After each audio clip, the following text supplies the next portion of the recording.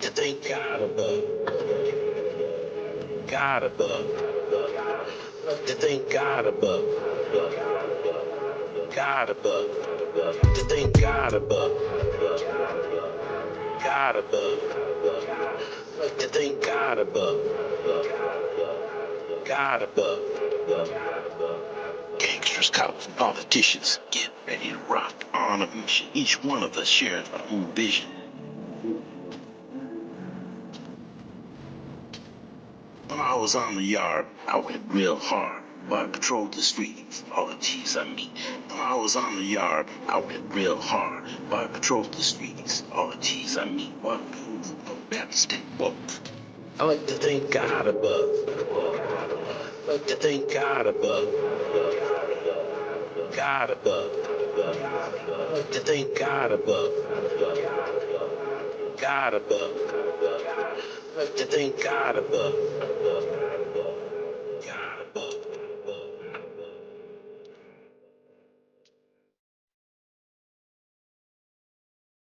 Welcome back to Gangsters, Cops, and Politicians. I'm your host, Gabe Morales.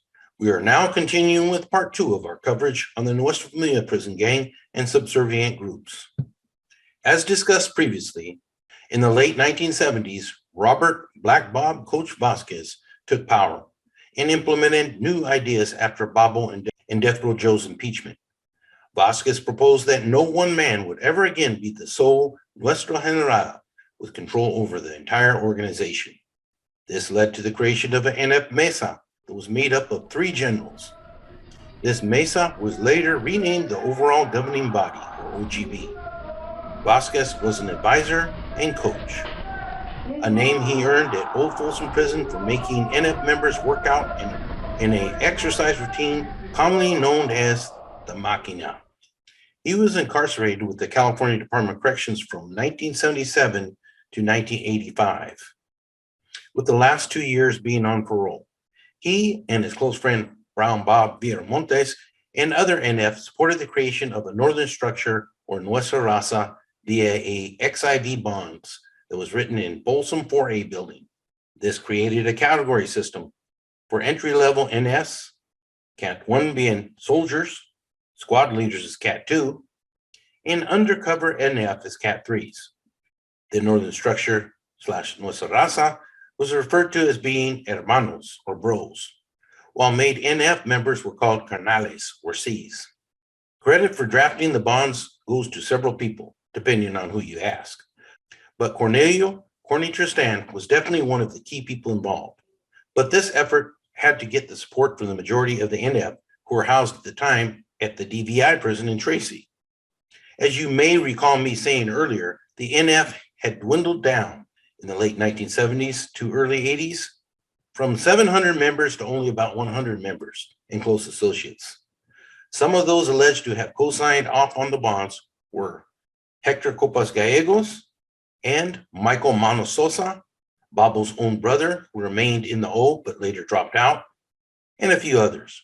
The final bonds were then distributed to the main lines via people like Dancing Bear Veramontes and Skip Villanueva, who were both in their early 20s at the time.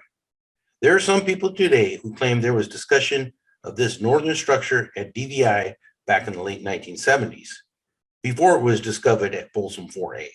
If so, there is little to no solid documentation of this, but there is hard documentation of it in the early 1980s at Folsom 4A and also in many NFC files, the confidential part of inmate records. I have personally read many of these files. While some northern structure / Nuestra Raza documents state the birthday of the organization is January 22nd, 1984, when Brad Paulo Prigley de Sacra was killed at New Folsom, I know this not to be true, as New Folsom was not even built yet. I should know. I helped open it in 1987. What the NF did was backdated. As I stated, the bonds were written towards the end of 1983 and sent out to the main lines in 1984. Prigley was actually killed on January 22nd, 1989 at New Folsom. This was 5 years after the professed birthday date. The death of Prigley in early 1989 at New Folsom is undisputed. We had Northern Structure shot caller Dimas Diablo de Leon housed at New Folsom Beef Facility in the late 1980s, and he has described getting instructions from NF leader James Tibbs Morado to get his hair cut in a diamond-shaped Mongol style. This is where the head is shaved except for a long ponytail at the back top. This development was also relayed to me by many NS over the years and was done so structure could be easily identified by NF as allies. In similar fashion, the Mexican Mafia and Norteños would often shave their heads bald to help recognize each other during battles out on the yards. These hairstyles soon spread out to the streets, where it was often used as an identifier by law enforcement. Tibbs also sent word to Corcoran when it opened in 1988 that there was to be no peace treaty with Laeme or Norteños. The Nuestra Familia, as well as most other prison gangs, will use a warped sense of cultural identity to support their existence.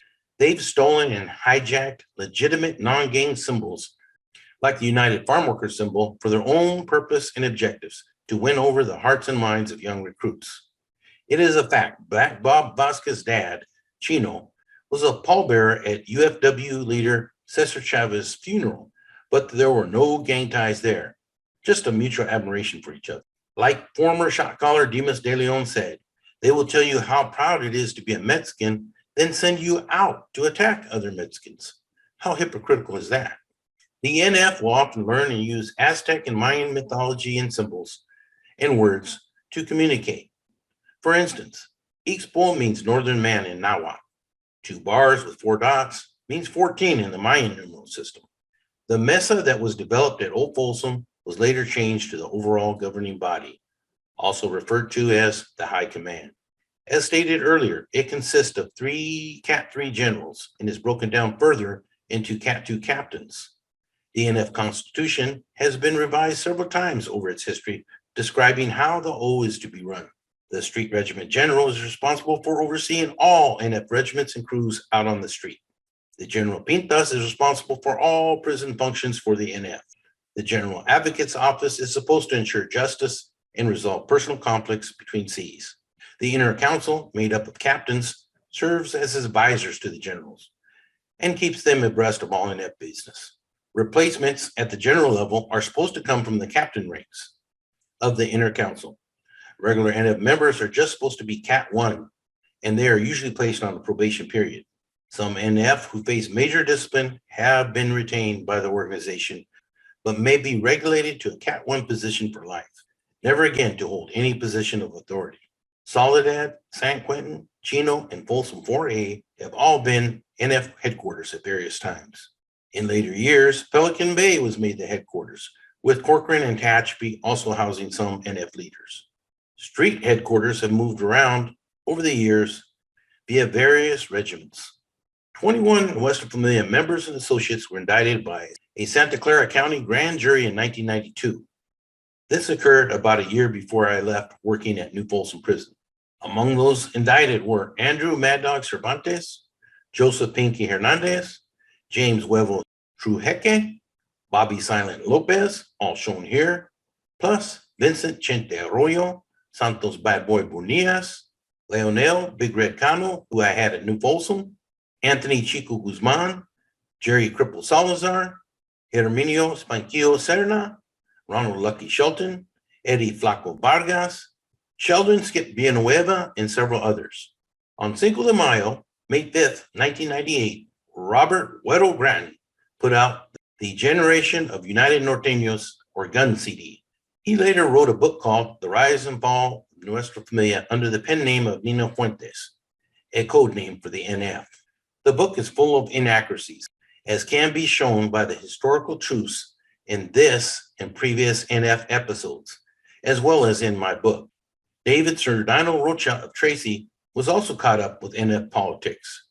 He put out many violent raps and some gang-related movies, so I was very critical of him and Grattan during the late 1990s, as I detailed in my book, Latino Music, Violent Influences in Latino Rap Today. Rocha was eventually convicted and sent to federal prison.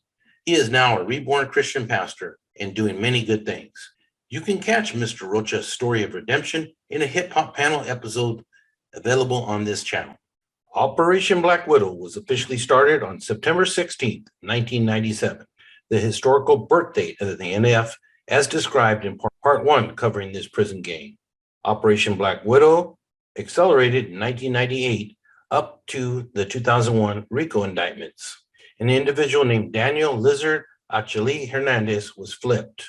Many people state Hernandez had hands as a good fighter and was very cunning. Lizard was blessed by NF Security Chief Gerald Cuete Rubalcaba, who he was celled next to while housed in Pelican Bay in 1999. Some people believe Lizard was already gathering info on the NF for his personal benefit for use in the Black Widow case. Once released in late 2000, he began officially working as an informant for the Black Widow Task Force in January 2001.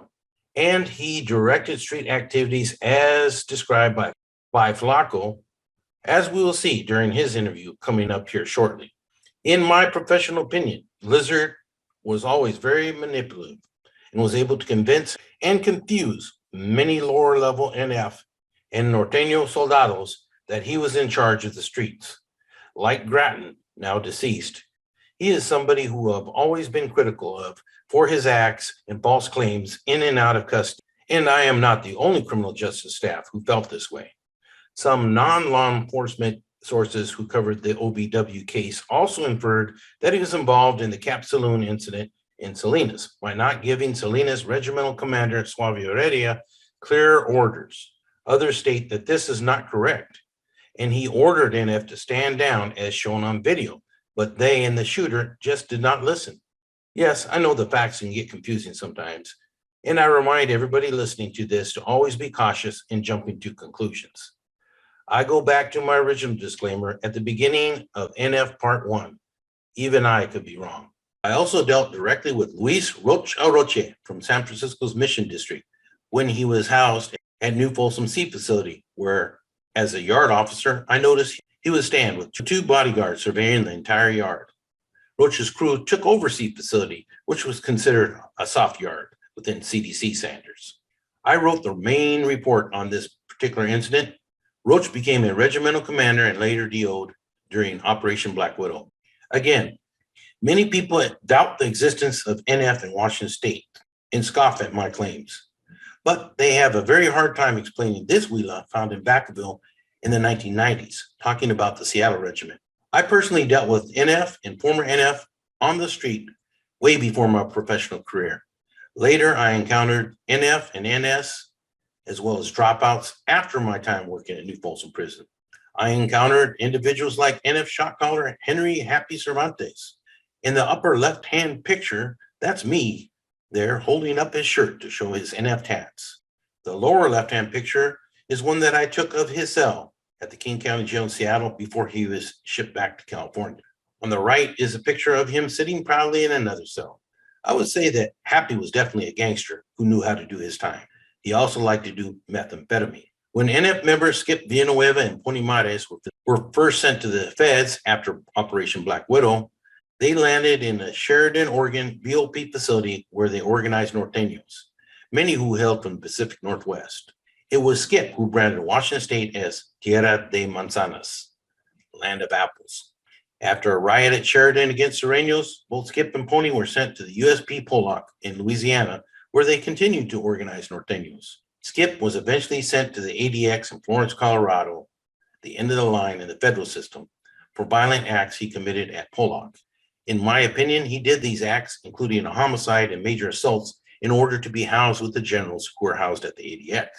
These guys know how to manipulate the system. They grew up in it. Meanwhile, Ponyboy stayed back at the Pollock facility, continuing to organize. He was released in 2016 and died in 2017. By then, the NF and NS had firmly established themselves and their flag in federal prisons. The Black Widow indictments resulted in the April 2001 NF RICO number 3. This time, a federal grand jury indicted 13 members of the gang on 25 counts of murder, attempted murder, drug trafficking, and other racketeering crimes. Indicted were Cornelio Corny Tristan, James Tibbs Morado, Gerald Cuete Rubalcaba, and Tex Hernandez, pictured above here, as well as Daniel Stork Perez, Rico Smiley Garcia, Henry Happy Cervantes, among others. Joseph Pinky Hernandez, Albert Bert Lares, and Israel Silent Mendoza, pictured below, along with some others, were also charged in the case and added to the RICO. Also talked about during the trials were the murders of longtime NF members Mikhail MC Castillo and Brown Bob Veramontes, as this former CDC institutional gang investigator explains. Yeah, when I was working investigations, we had several NF, but we had a lot more structure at the time. And then this situation with Brown Bob came about, when he got killed. He basically was killed right at his house. But we understood through a few debriefs that the direction was, from Corny, Tibbs, the guys from the Bay there, the three, basically the generals there of the NF. And they were given letters and information, direction, and his directions to Dreamer, Beto, Bad Boy, to do the assault, to do the killing, in which they succeeded. They turned around and burnt the car, but yet part of it wasn't completely burnt, and they did not wipe it down. So that's how they were basically caught. So through my debriefs and everything, as far as the NF, it was never stated exactly, except for, maybe that he was trying to have truce with the mafia, with the Norteños. He did cover his back, the NF and all that, his tattoos, and he was trying to just come to peace with everybody. The NF, active and alive there, they did not like it. So when they don't like something, they're going to go through whatever target. You're at home, whatever individual to get to the main target. So I should say that. But other than that, anybody that I debriefed on the NF never had an answer. It was all hearsay because they were hearing things from the street, from the lieutenants, whatever, through like Lizard. You remember him? He was out there as well, and he was running amok there. So the bottom line is Brown Bob had to go, and he's dead now. So, yeah, right. He had to go. For that are debatable, but yeah, it may never it may never surface the exact why. Okay, so we have an individual who was actually with the Nuestra Familia, who will talk a little bit about the breakdown of the organization during the time he was in. He went by moniker Rojo when he was with the Nuestra Familia prison gang. So, obviously we were educated on the Constitution. And one thing about the Nuestra Familia Constitution is that a lot of individuals coming into this organization don't have the opportunity to view it in its entirety. However, we were afforded that opportunity, so we got to read, all 6 chapters of the main part of the Constitution, as well as the streets. One that was in the process of being written as far as advancement after the objectives on the streets were considered fulfilled or up to par. Our education consisted of breaking down the Constitution and running a lot of imaginary scenarios, whereas different situations arise and how we would handle them. Fabricated little things that may or may not happen in prison. But mine specifically, since I only had like a year to the house at the time, was really, really focused on street functions, street activity, establishing a regiment, and things of that nature. For about a good month and a half or 2 months, I was also moved over 2 pods into D pod in C12 as well. I spent some time with Corny and Boxer from Selma over there. Then went in and kind of got a little bit of education from Corny's perspective as well, and got to know him a little bit. And then I went back over with Tibbs to finish out the rest of my 4 or 5 months. But approximately a month before I paroled, I was given basically an initiation ceremony, so to speak.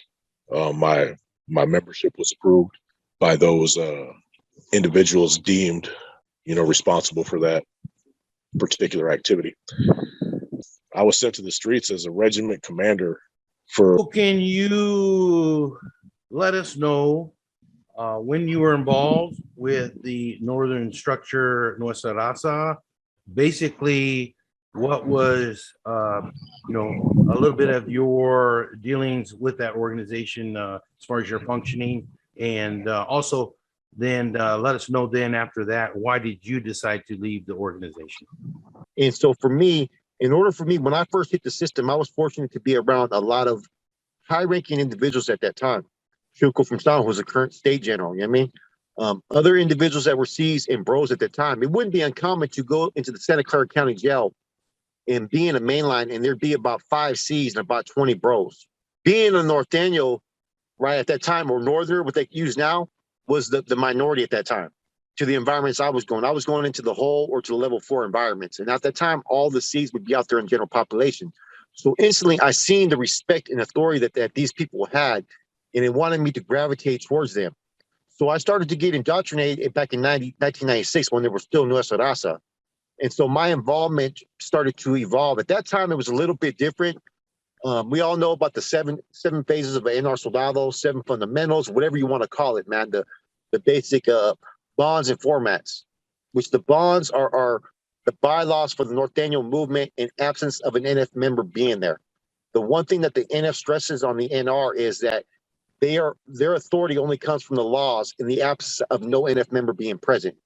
So that's what the bonds are supposed to be for. They're your bylaws, they're your due process, they're your rights. They're there for any NR member who's supposed to be able to make a fair and just decision. You know, if someone needs to get hit, someone needs to be put on freeze, someone needs to be removed. If there's no C there to make that decision, you go to your laws. Therefore, then you have the format, which is basically it's the introduction into what an NR Soldado is supposed to be. It's cause, it's focused. And see, being an NR member at that time in the mid 90s, you know, you were taught to be the first line of defense on these main lines. They didn't have people being validated as much as they did later on in the late 90s. So you still had a lot of individuals out there. But there was no checks or balances at that time. Like we know, there was a lot of conflict going on in the Bay, the Smiley Pantera thing, the 497 salutations, which was the dismantling of the NR. That occurred around 1997, but it was already being looked at as in 1995. Because as you know, and as we know, the structure NR started to blow up around 92. It was all prevalent beforehand, but they started just to go on a recruiting frenzy. They started to go outside of their realm and their authority, and they started to establish regiments out there in the streets, what they used to call as colonias. And they started to dictate their own dictations as far as within their movement. I was fortunate, man, that a lot of my schooling came, you know, previously before I got that, I was around a lot of individuals. I was around a lot of dropouts that schooled me pretty well, believe it or not, man. When I got to the SHU and found out who these individuals were, you know what I'm saying? As I started to get around certain C's, I was around a lot of high-ranking C's at that time, man, and they took a liking to me, and they took me under their wing. They started to school me. I was one of the very few at that time that was stepping out as an NR member who was being plugged into the regiment. Because let's remember, before in the 90s, it was very rare for an NR member to be able to function under a regiment. And what I mean by function, I mean be labeled as an NF associate. There's communicating with certain Cat 3 members. And what was unique about me and my situation is I was there pre-Black Widow and post-Black Widow. I was there for the aftermath as far as when everybody got indicted. All my channels got indicted. All my channels flipped and testified. You know what I'm saying? And I elected to still function. I was still functioning with Skip and all these individuals. And I went through the years. I was under Huicho out there in the streets. I was under Salinas. I was under special assignment at that time. In 2002, I lived in San Jose, and all my dealings were in San Jose, but I was functioning under the Salinas Regiment, and it was because of how much money I was able to bring in. Because I was one of those individuals, I took heed to what these NF members were saying, because I wanted to be just like these individuals, but I wanted to emulate them into what I thought I could do better than them. And that's So what made you then decide to stop functioning then and stop going down that path that you were on? Well, in 2005, man, they started to recruit me into the NF at that time, through the feds at that time. And there was a whole lot of incommunicado issues that were going on. And what I mean by that is you had different leadership. We were supposed to be, okay, out there, we were aligning with a certain area as far as in respects to all the politics that were being played. You had Pocky out there that was claiming incommunicado. We started reaching out to Skip at that time. And at that time, Skip wanted, they wanted to recruit 3 people at that time into the NF. And there was 3 of us that were supposed to be pulled at that time. Our status we're supposed to be ascended and respected at that time, but there was too much issues that were going on politically, man. So we were being told to function as C's out there in the streets at that time. So we were learning different things, indoctrination purposes within the NF Constitution at that time. And what ended up happening is I've been putting in years and years with the organization, man, you know, to the fullest, man. I got into a conflict with, it wasn't a conflict. Someone tried to sexually assault my wife, which was a Northerner who was functioning with a high-ranking C out there in the street. I pressed the issues, man. I tried to use the Constitution against him. I tried to sit there and say, you know, like, you guys are supposed to be my brothers. I would do this for you. You guys are saying that I'm going to be taking over this regiment. I'm supposed to have this authority. I'm supposed to have this. I've done all this for over the years. And you're going to tell me because he's making this dude money that we can't touch this dude? So I took it to a whole personal level, man, of disrespect because my wife at that time, you know, had held her mug when Luis Huicho Gonzalez caught a case. You know what I'm saying? She signed over custody to my mom. She went and told the cops to arrest her and all this, man. So when these allegations that he tried to assault her, everybody knew that my wife's word was good. Everybody all the way up to the current general at that time in the state, which was Chuco. But there was politics being involved. You know what I mean? So people were trying to suppress everybody from pushing whatever type of issues. They were abusing their authority for their own discretion. And it was Lento that was doing it at that time. So when I seen all the abuses and all that, and I'm like, well, I've given all this time, all these years, you know what I'm saying? You recruited me as a C at this time, yet you're treating me like I'm like I'm scum, like I'm nobody. You know what I mean? How am I going to lie and call you my brother? You know what I'm saying? And so at that time, that's when I elected to take a whole different course of action and leave the organization. Post Operation Black Widow, many NF dropped out or their status was put into question as the NF regrouped. In a way, Wero Grattan was right about the rise and fall of the Nuestra Familia. But where he and many authorities were wrong was it had fallen many times, but like a phoenix had risen again from the ashes. It is well known that the NF generates a lot of its income from drug sales. Like the Mexican Mafia, they had direct access to Mexican drug trafficking organizations like the Jalisco cartel to sell methamphetamine all over Northern California and even beyond. They sold it via NF networks and trusted associates. Whether it be out on the street, in the state, or the feds, it is all about the money now. Loyalty to the organization takes a back seat, and anybody is expendable today. But many young men are still willing to take that get-rich-quick scheme and can't yet see the big picture. If you're a young man, you may have been impressed with some of these individuals in this organization. I don't mean to glorify them. They should not be worshiped, but they should be understood. I hope you learned something from this program. My book has a lot more information. Please consider buying it. Partial proceeds will go directly to local youth programs to keep young people engaged and into far more positive activities. Thanks for your support. Until next time, stay safe. God above. Like to thank God above. God above.